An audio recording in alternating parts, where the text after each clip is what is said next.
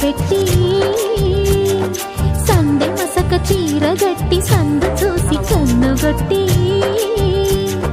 సిగ పువ్వు తెమ్మంటే మగరాయుడు అరటి పువ్వు తెస్తాడు అడవి పురుషుడు.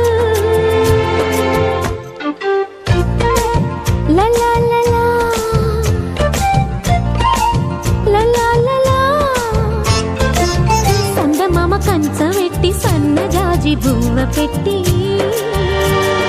సందె మసక చీర గట్టి సందు చూసి కన్నుగొట్టి